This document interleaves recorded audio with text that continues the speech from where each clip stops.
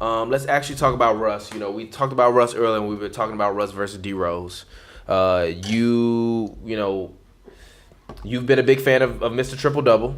Yeah. What are your thoughts? Guy. What are your thoughts on Russell Westbrook's injury? You know, what's your reaction? We don't have to talk about this long or drawn out. I got two takes go on ahead. it. I think Russell Westbrook's injury would be a blessing in disguise and one of the best things that's ever happened to him.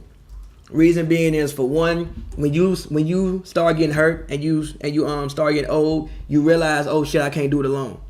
Yeah. Especially after that. He's out 4 weeks following a knee. Exactly. This is third knee surgery now. I think he starts to realize, oh shit, I can't do it alone. Also, you get to do what Chris Paul got to do last year. Remember, Chris Paul goes down first game. Yeah. You get to sit back, literally just watch basketball and be like, all right, so what can I bring to this team? Mm-hmm. I was even watching a little bit of the, at least I didn't see the game, but just the highlights of it. I watched the game. They look great without. They look great. Well, I can tell you a little bit about it. They look great. Schroeder was making boneheaded plays, but that's Schroeder. They look good overall. They were shooting. Ruben Patterson actually started at the 4. Steven Adams grabbed. I'm sorry, not Ruben Patterson. See, that's Ruben my Patterson. no. Watch See, more basketball. exactly. You don't know who Ruben Patterson is, B. They don't know who Ruben. They don't know who Bonzi Wells is.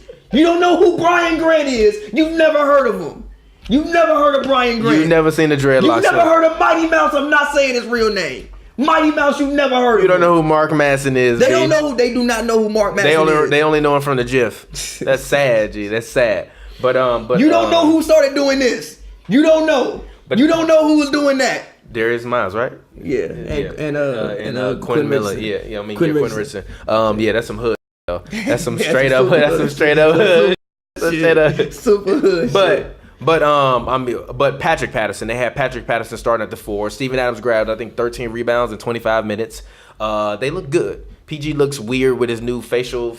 I'm so used to PG with the same cut. He looks like a black Frenchman now. So PG, I don't know if I like that look. You might need to go back to the old one. He just looks weird. Like I literally be on the court, I'm like, who the fuck? I'm like, oh, that's PG. Like, you know what I mean? Like, you get used to seeing a player's likeness, and then they change it. And then it's just like, who? I'm like, is that Ferguson? I'm like, oh, that's PG. Never mind. Ferguson looked decent as well. He looked great. Yeah. They look great as a team. The ball was moving. It was moving. Offense was being run. Again, that doesn't happen when Russell Westbrook is there. Which again is why I think this could be a blessing in disguise for Russell Westbrook.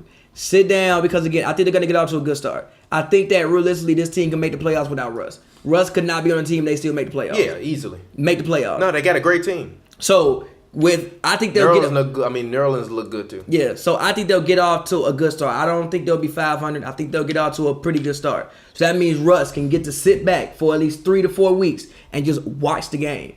Probably like he's never watched the game before. I don't think he's.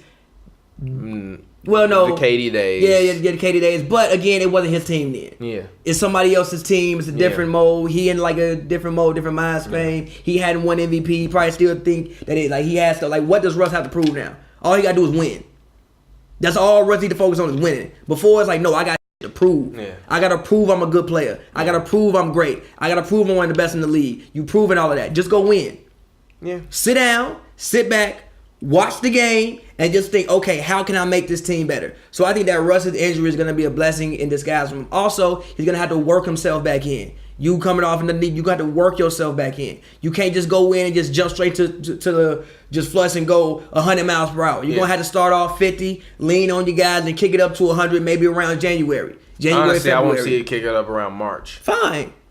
Cool. You're not going to win MVP this year. You're not. Cool.